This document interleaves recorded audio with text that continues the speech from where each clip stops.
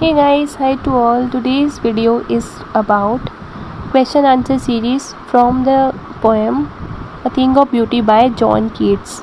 So the very first question on page number 98 is, what pleasure does a beautiful thing give us? Are beautiful thing worth treasuring?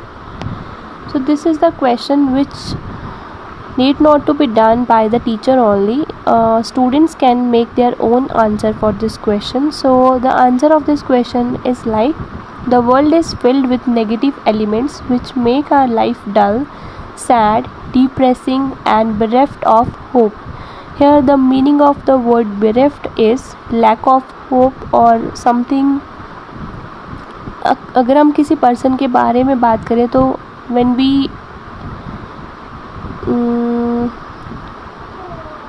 there is a loss of a person, when someone is no more, means then we can use this word. But अगर आप यहाँ पे hope की बात कर रहे हो तो यहाँ पे लैक ऑफ होप है, जिस चीज़ की कमी हो उसके लिए हम bereft वर्ड यूज़ करते हैं. In such moments a beautiful thing gives us everlasting joy and helps us forget our sorrows. Yes, a beautiful thing is worth treasuring because even its memory soothes our nerves and inspires us to overcome the challenges of life. So here the question was like कि beautiful चीज़ जो है वो आपको क्या pleasure provide करती है और जो ब्यूटीफुल थिंग्स हैं क्या वो वर्थ ट्रेजरिंग होती हैं. तो आंसर जो है वो येस की फॉर्म में है कि जो हमारा वर्ल्ड है वो नेगेटिव एलिमेंट से भरा हुआ है, जिसके बीच में हमारी लाइफ जो है वो मोनोटोनस हो जाती है, डल हो जाती है, सैड हो जाती है, डिप्रेस्ड हो जाती है और हमारे होप्स जो है उनमें कमी होती है या हमें उनमें कमी लगती है. ऐसे मोमेंट्स के बीच में अगर हम कोई अच्छी सी चीज़ या कोई ब्यूटीफुल थिंग जो है उसको देखते हैं तो वो हमें एवरलास्टिंग जॉय प्रोवाइड करती है. इसके साथ साथ हम जो अपने सॉरोज़ हैं, दुख हैं, उनको भी भूल जाते हैं. सो इसीलिए हम बात कर सकते हैं कि जो ब्यूटीफुल थिंग है वो वर्थ ट्रेजरिंग है बिकॉज हमारी जो मेमोरी है ये हमारी नर्व्स को सूद करती है, हमारी नर्व्स को अच्छा जो साइट है वो प्रोवाइड करती है और इंस्पायर करती है हमें, ताकि हम अपने जो चैलेंजेस हैं, जो प्रॉब्लम्स हैं लाइफ की, उसको ओवरकम कर सकें. So this is the answer of this question. Now the textual questions are, question number 1 is, list the thing of beauty mentioned in the poem. The very first question which we discussed here is the title of the poem. अगर आपको question में title में कोई question पूछा जाता है तो title पे आप, जैसे हमने पहला क्वेश्चन डिस्कस किया उसके तरह आप उसका आंसर जो है वो लिख के उसको टाइटल फॉर्म दे सकते हो.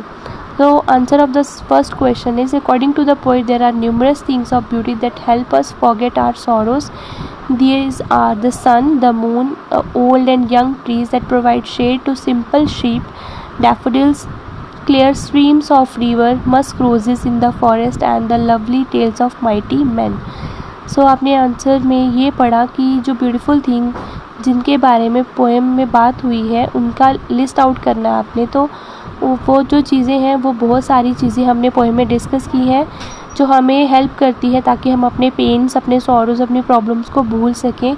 तो वो है सन, द मून, ओल्ड और यंग ट्रीज़ जो शेड्स प्रोवाइड करते हैं सिंपल शीप को, डैफोडिल्स जो है, क्लियर स्ट्रीम्स हमने पढ़ा था, क्लियर रिल्स जिसके बारे में बात हुई है, ऑफ रिवर्स, मस्क रोजेस जो फॉरेस्ट के बीच में होते हैं और माइटी मैन जो पावरफुल मैन है जिनके बीच में स्ट्रेंथ है, उनकी लवली टेल्स के बारे में भी हमने पढ़ा था. तो ये सब चीज़ें जो हैं they are the beautiful things which are there on the earth. Question number 2 from page number 99 is, list the thing that cause suffering and pain. अब आपको ये डिस्कस करना है कि वो चीज़ें बताओ जिसके वजह से सफरिंग्स और पेन्स जो हैं वो हमें मिलते हैं. The poet list a number of things that cause suffering and pain such as despondency, depression, unhealthy and wrong ways taken up by the humans to acquire their desired goal, etc. The poet also feels that there is a real dearth of noble souls in this world.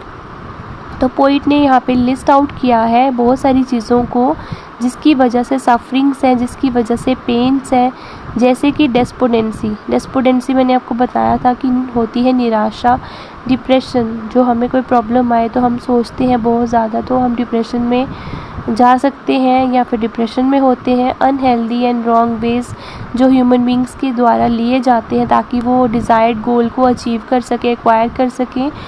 Poet जो है वो ये भी feel करता है कि real dearth जो है, मतलब कमी है, नोबल सोल्स की कमी है इस दुनिया में, अच्छे दिल वाले लोग जो हैं वो हमें इस दुनिया में नहीं मिलते, उन लोगों की कमी है। सो third question is, what does the line therefore are we reading a flowery band to bind us to earth suggest to you? So इसका आंसर है कि ये जो लाइन है ये हमें क्या बताती है कि हम रीडिंग मतलब करते हैं, फ्लोरी बैंड को बनाते हैं ताकि हम अपने आप को अर्थ के साथ अटैच करके रखें।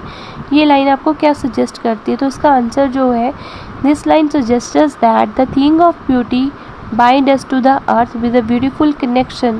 According to the poet, even if the world is not worth living because of the innumerable reasons that ultimately result in gloom and depression, the zeal to live a happy and content life can be derived from the sight of the beautiful bounties of nature around us. तो यहाँ पे जो line हमें ये suggest करती है कि जो ब्यूटी है वो हमें अर्थ के साथ जोड़ के रखती है। किसकी ब्यूटी? फॉर एग्ज़ाम्पल यहाँ पे हम बात करें कि हम अगर फ्लावर्स को तोड़ते हैं एक फ्लोरी बैंड बनाने के लिए, तो वो जो फ्लावर की ब्यूटी है that attach ourselves to the earth. तो यहाँ पे पोइट जो है वो ये बोलता है कि ये जो वर्ल्ड है it's not worth living because the numerable reasons that ultimately result in gloom and depression.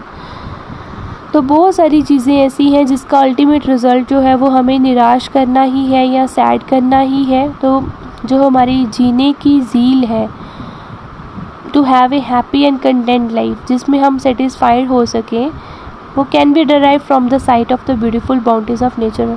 वो तभी पॉसिबल है जब हम अपनी नेचर के इर्द गिर्द, अपनी नेचर, अपनी कुदरत में देखें, अपने आसपास जो ब्यूटीफुल थिंग्स हैं उन्होंने हमें किस तरह से अर्थ के साथ कनेक्ट करके रखा हुआ है। तभी हम ये पॉसिबिलिटी हो सकती है हमारी लाइफ में कि हम खुश रहें, हम हैप्पी रहें, हम कंटेंट रहें। Otherwise we will be falling in gloom and depression. Next question is, what make human being love life in spite of troubles and sufferings? Human beings को love life जो है, मतलब लाइफ के साथ वो कैसे प्यार कर सकता है in spite of troubles and suffering. किसी को बहुत सारी प्रॉब्लम्स है, किसी को बहुत सारे ट्रबल्स हैं, तो उसको अपनी लाइफ कहाँ अच्छी लगती है। तो हम अपनी लाइफ को कैसे अच्छा बना सकते हैं, कैसे हम अपनी लाइफ में लव वाली फीलिंग्स जो है उनको इनकलकेट कर सकते हैं। तो the answer of this question is, human beings love life in spite of troubles and suffering because of the existence of several natural and beautiful things around them. These things of beauty never fade. They give joy and optimism to human mind and thus help in overcoming or bearing the troubles and suffering. तो human being जो है अपनी life में love जो है वो इस तरह से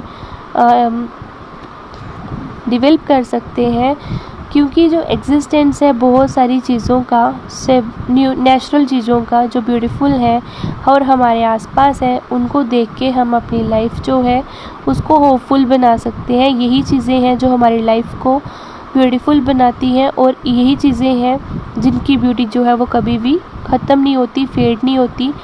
यही चीज़ें जो हैं वो हमारे बीच में जॉय और ऑप्टिमिज़म जो है हमारे माइंड को प्रोवाइड करती हैं और यही चीज़ें जो है वो हमारी हेल्प करती हैं ताकि हम ओवरकम कर सकें या फिर टॉलरेट कर सकें जो प्रॉब्लम्स, जो सफरिंग, जो पेन हम लोगों की लाइफ में आती हैं, उन सबको टॉलरेट करने की हिम्मत भी हमें यही ब्यूटीफुल थिंग्स अराउंड अस जो हमारे नेचर में है वही हमें देती हैं।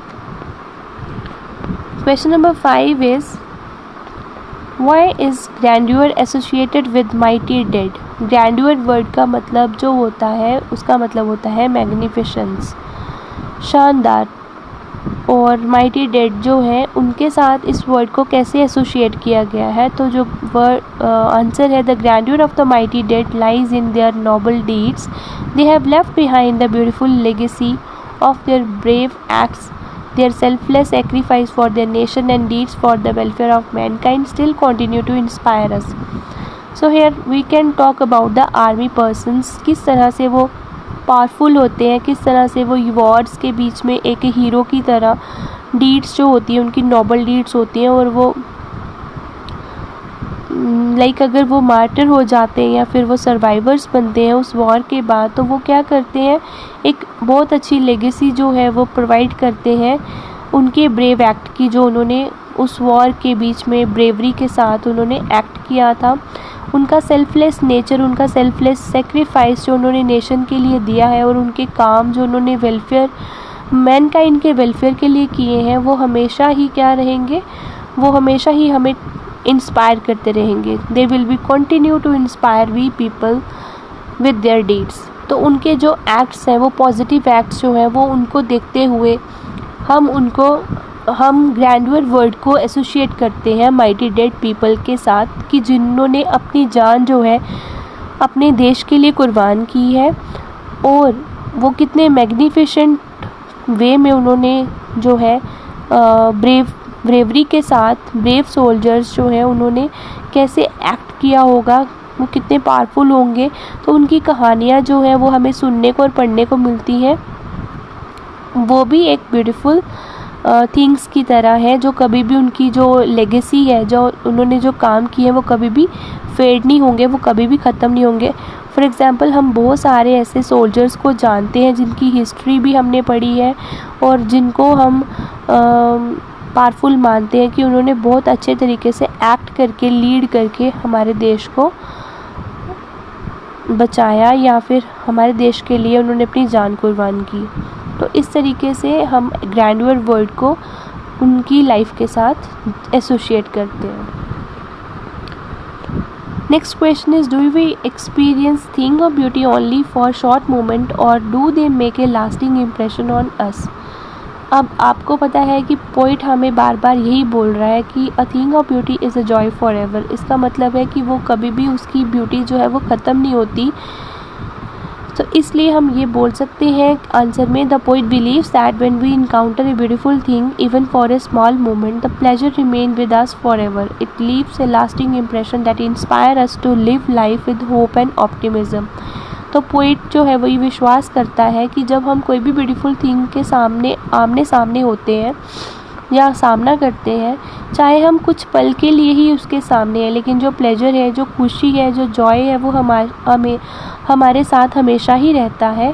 और ये जो खुशी होती है, इसका इम्प्रेशन जो होता है वो मतलब लॉन्ग लास्टिंग इम्प्रेशन होता है, जो हमें इंस्पायर करता है ताकि हम अपनी लाइफ जो है वो होप के साथ और ऑप्टिमिज्म के साथ जो है स्पेंड करें। Question number 7, what image does the poet use to describe the beautiful bounty of earth. तो कौन सी इमेज जो है वो पोएट यूज़ करता है ये बताने के लिए कि अर्थ जो है वो किस तरीके से ब्यूटीफुल है। तो यहाँ पे आपने पढ़ा है पोएम के बीच में, the poet uses the image of an endless fountain और इमॉर्टल ड्रिंक, कि पोएट जो है वो इमेज यूज़ करता है एंडलेस फाउंटेन। एंडलेस मीन्स जिसका कभी खात्मा ना हो, जो कभी ख़त्म ना हो। फाउंटेन मीन्स फवारा। ऑफ इमॉर्टल ड्रिंक हो गया अमृत की तरह ड्रिंक होना, जिसको पी के कोई अमर हो जाए।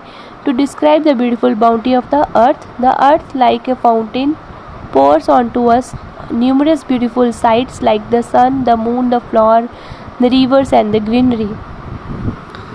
So यहाँ पे अर्थ के लिए उसने यूज़ किया है कि अर्थ जो है वो एक फाउंटेन की तरह pour onto us in numerous beautiful sights। बहुत सारे जो डिफरेंट साइट्स हैं जो नेचुरल हैं वो हमें देखने को मिलते हैं, लाइक सन है, मून है, फ्लावर है, रिवर है, ग्रीनरी है।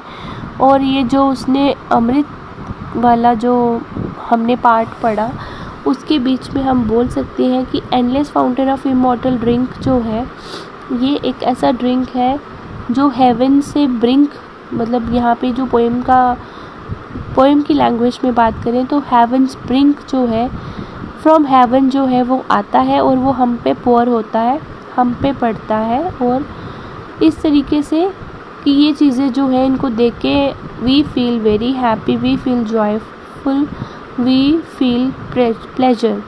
So all these questions we discussed, and this is all about 6-7 questions video. Now you can write, you can learn, and you can make your doubts clear. Thank you so much for watching this video. Do like and subscribe for more videos, and do share with your friends so that they can also get the same benefit as you are getting. Thank you guys. Take care.